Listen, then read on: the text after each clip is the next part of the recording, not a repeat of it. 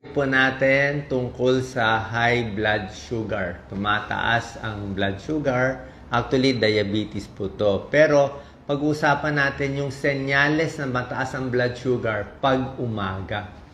May mga tao kasi hindi pare-pareho ang oras kung kailan tumataas yung blood sugar. Meron sa umaga lang tumataas. Okay? Alam to ng mga doktor, ang tawag dito dawn phenomenon. Dawn is umaga pagising sa umaga.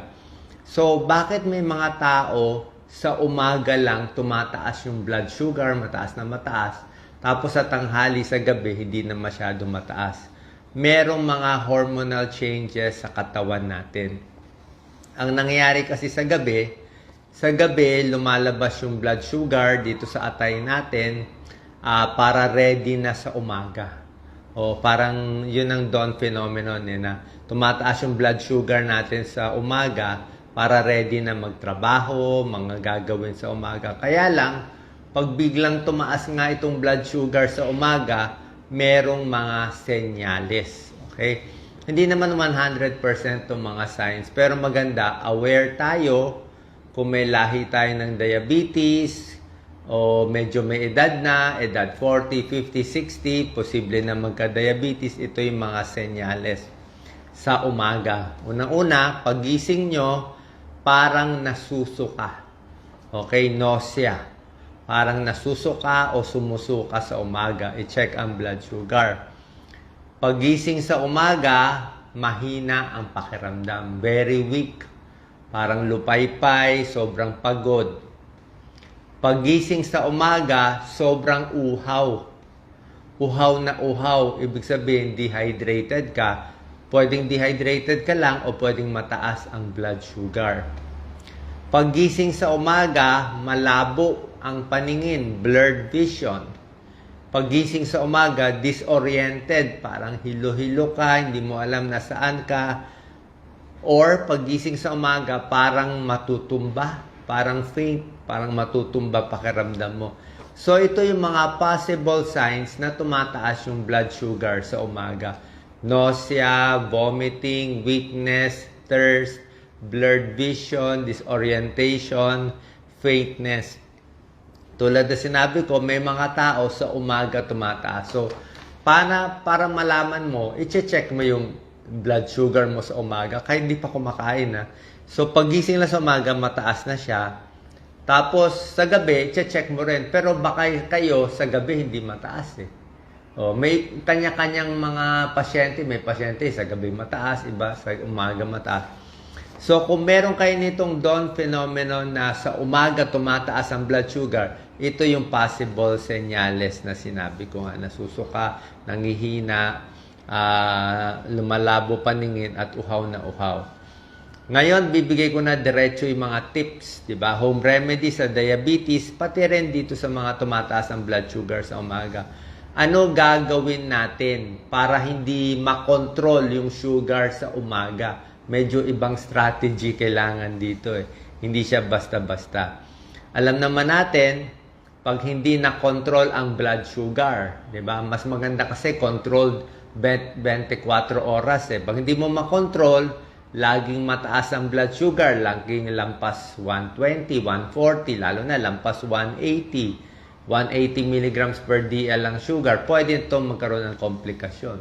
Ayaw natin yung komplikasyon ng diabetes tulad ng diabetic coma, may nako-comatose pag sobrang taas blood sugar, may heart attack, higher risk, may nai-stroke, nasisira mga nerves, nasisira ang mata, nasisira yung paa, organ damage, erectile dysfunction, maraming komplikasyon yung high blood sugar. Merong nga nako-comatose din.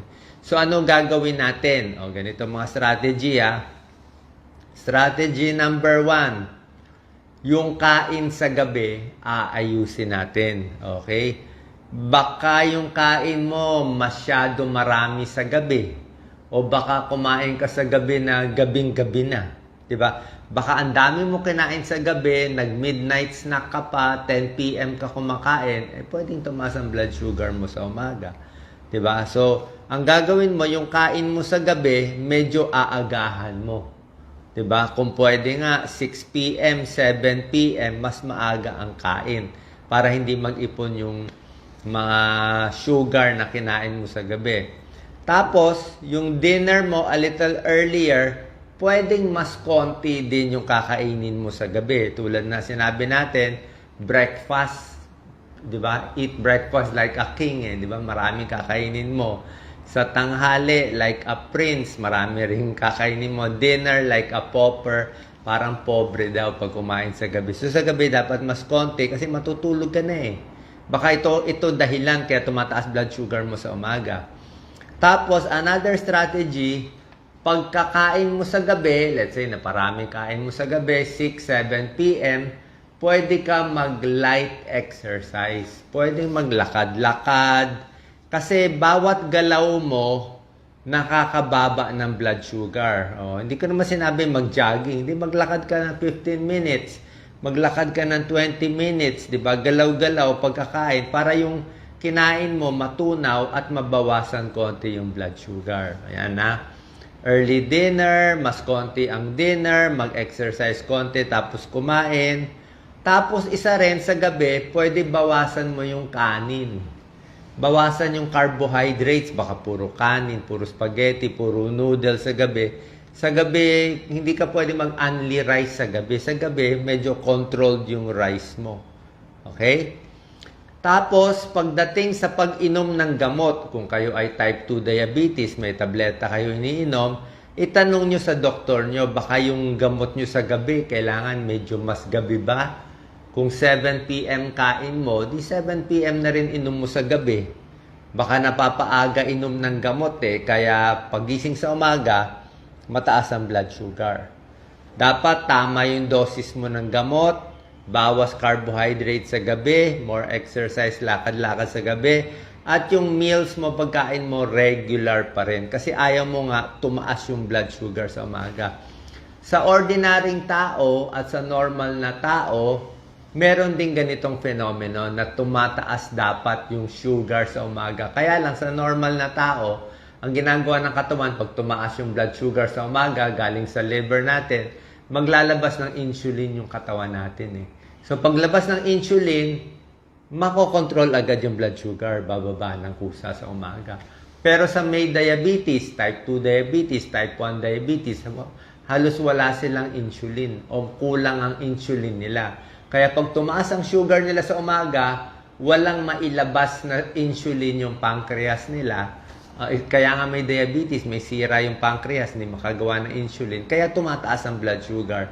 Dito nagkakakomplikasyon. Diba? Dahil nga may diabetes, tayo na mag-a-adjust.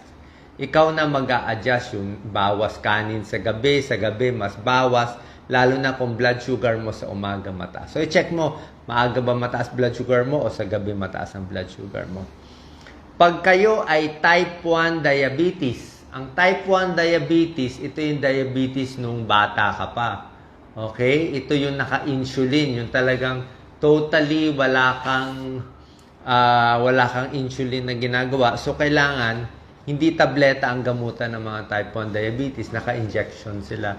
So, pag naka-injection sila, ina-adjust yung insulin dose sa gabi para makontrol yung blood sugar sa umaga. Pero, yung endocrinologist na lang magtuturo nito kasi medyo maselan yung pag-adjust ng insulin dose. Hindi basta-basta. Medyo mahirap po yon. So, magbibigay tayo ngayon ng 11 dagdag tips, okay, para sa lahat ng may diabetes, para makontrol ang blood sugar. Ano ba gagawin natin? Ito para na to sa lahat. Para na rin sa tumataas ang blood sugar sa umaga o sa gabi man siya tumataas, ito kailangan yung gawin. 1 to 11. Number 1, ang bagong tawag nila dito, exercise snacks. Diba, alam mo, snack merienda. Tayo, mahilig tayong magmerienda, diba? Kain ng puto, kain ng bibingka, kain ng junk food, kain ng french fries. So, everyday, snack tayo ng snack, taba ng taba, di ba? Kaya nagkakasakit. Ngayon, sabi niya, mag-snack kayo ng exercise. Ano ibig sabihin ng exercise snack? Ibig sabihin, sa umaga, let's say 10 a.m., magsingit ka ng 10 minutes exercise. Mahirap ata yun. So, pa nasa trabaho ka, di baka umakyat baba ka ng hagdanan, 2 floor, 3 floor. Maglakad ka ng mga 10 minutes o mag-jumping jack ka na sandali, di ba? So, nag-exercise, snack ka. Di ba? Nagpagod-pagod ka ng mga 10 minutes habang nandun sa trabaho, sinabay mo sa lakad mo. Ano tulong yan?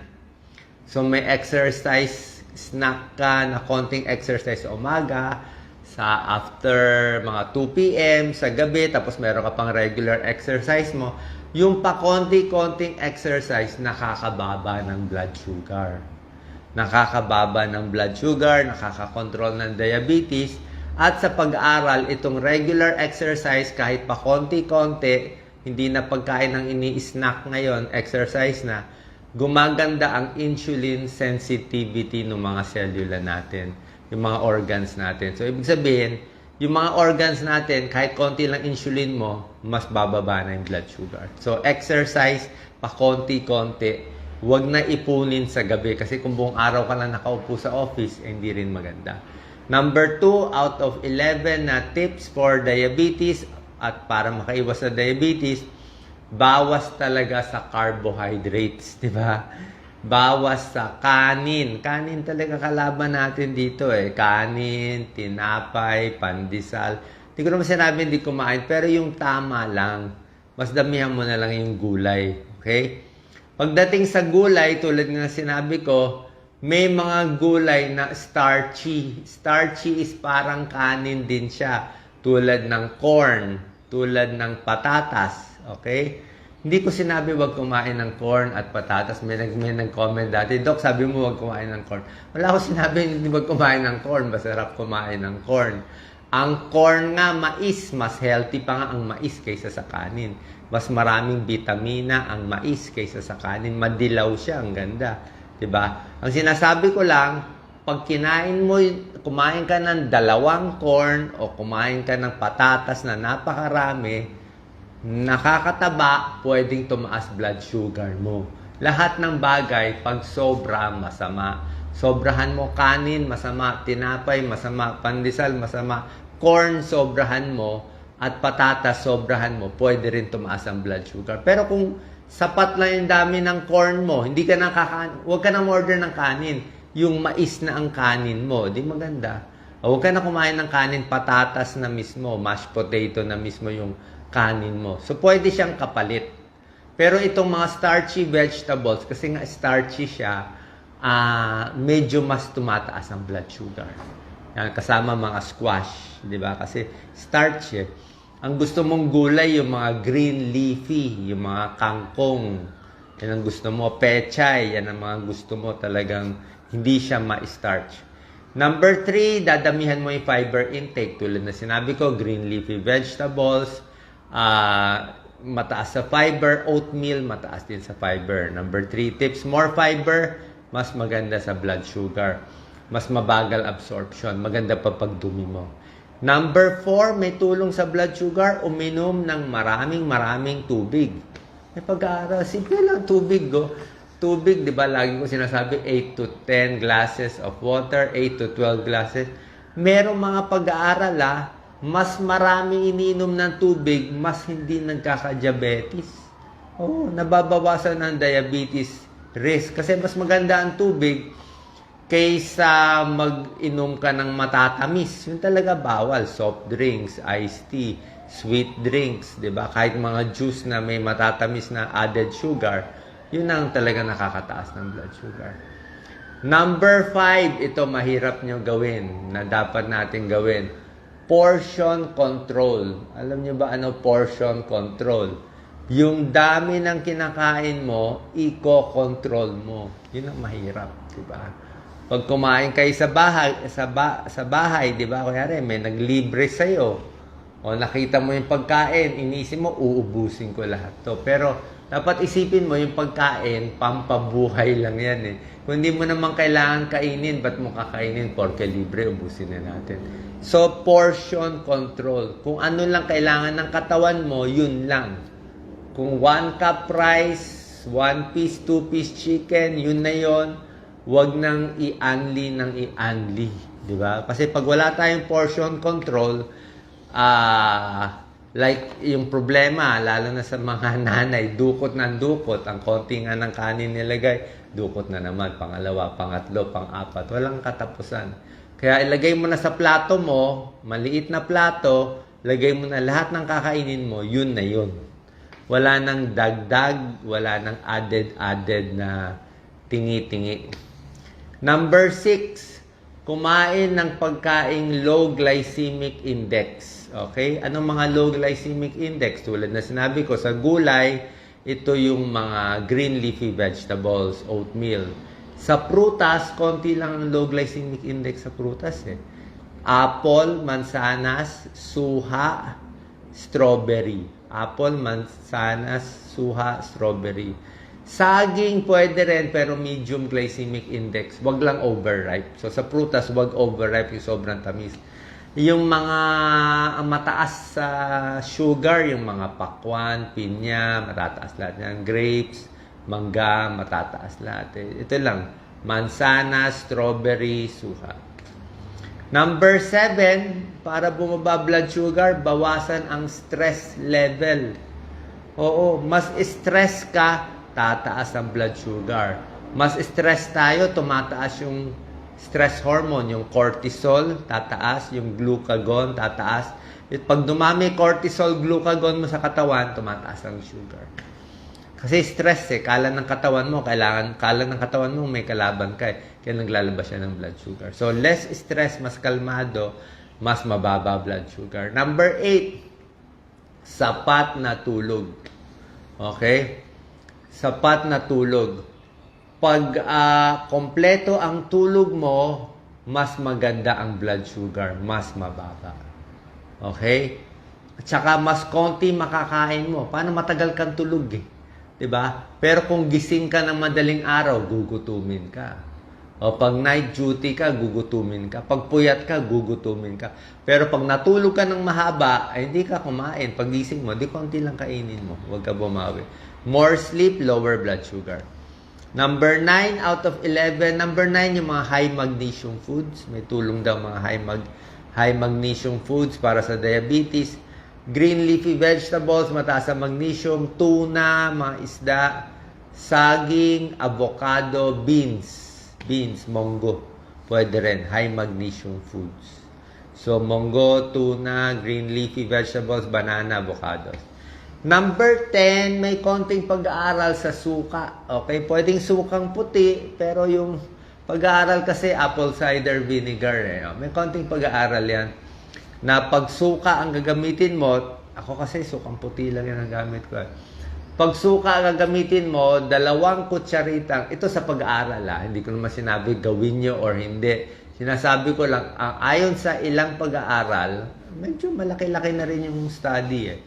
Ang sa pag-aaral, 2 kutsaritang suka sa tanghali, 2 kutsaritang suka sa gabi, nakakabawas konti ng blood sugar. So yung suka, pwede mo naman sama sa kanin, sama sa salad, sama sa isda, di ba? Yung sa pag-aaral na ginawa doon, yung 2 kutsaritang suka sa tubig, sinasabay iniinom. Pero pwede naman suka na lang ang sarsa mo. Imbis na toyo, patis, bagoong, suka na lang at kalamansi pwede. Mukhang may tulong din konti, nakakababa konti ng blood sugar. Pero kung sobra taas blood sugar mo, syempre kailangan ng gamutan. And number 11, pinaka-importante, syempre, bawas timbang. Mas mababa ang timbang natin, mas bumababa ang blood sugar natin. So ito gagawin natin. At syempre, pupunta pa rin tayo sa endocrinologist o sa internist o sa family medicine. Sila mag-check ng blood sugar nyo. Meron tayong mga gamot for diabetes. Pag type 2 diabetes, yung mga metformin, mga glycoside at iba pa. Okay po lahat ng mga gamot na to. Huwag kayong maniwala pa ulit-ulit ako para ako sirang plaka eh. Huwag kayong maniwala sa fake news. Marami na pong fake news ngayon. Marami na pong AI ngayon. Itong video ko, papalitan yung boses, gagawa ng boses, babaguhin. Dapat matalas yung mata natin na makikita natin ano tunay, ano fake. Paano malalaman kung tunay o fake? Simple lang. Tignan nyo yung account. yung account na may blue check, di ba? Dito, Doc Willie Ong, Doc Liza Ong, o may 17 million followers, may 3 million followers, yun yung tunay. Pag pumunta ka sa isang page, picture ko nga, wala namang followers, baka 5 lang o 10 lang followers, fake yun. Kahit gamitin pa yung pangalan ko, kahit kahit sino gumawa ng peke eh. Kahit sino gumawa ng peke, kaya gumawa. Pero tingnan nyo nga, kaninong page, anong page, legit pa. Tsaka sabay ba yung sinasabi, pareho ba yung boses. At kung matino ba sinasabi, kung matino sinasabi, ako yun. Okay, pero kung binebentahan kayo, baka computer yon. Kasi marami na ngayon sa app, kaya baguhin yung muka, kaya pabatain, kaya gawin. So, hopefully, in the next few months, next few years, mas matututo yung mga kababayan natin paano tumingin ng tunay at paano tumingin ng fake. Basta ako, hindi ako magbebenta sa inyo. Ni piso, wala tayo kukunin. Kaya pag merong produkto, hindi po sa akin yun. Okay? Maraming salamat po. Ingat po tayo palagi.